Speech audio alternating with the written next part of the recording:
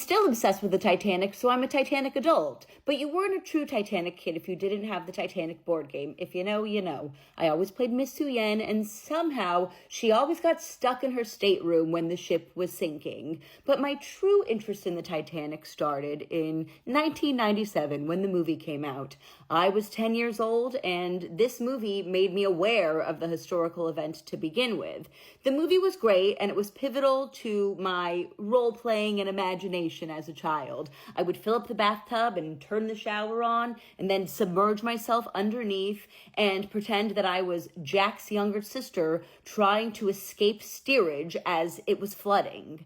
But the movie itself triggered my interest in the historical event, which happened to sink the day before my birthday. So it might be something that has to do with the fact that it really reminds me of my birthday coming up. Or the fact that it also sank the same year that Nordstrom was invented.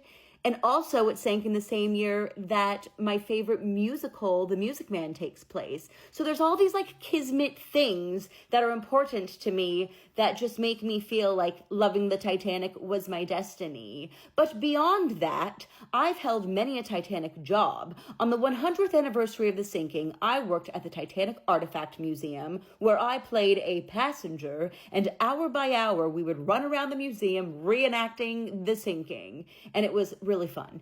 And then I did the Titanic musical by Maury Yeston, which is a phenomenal musical and also happened to come out the same year as the movie, coincidentally.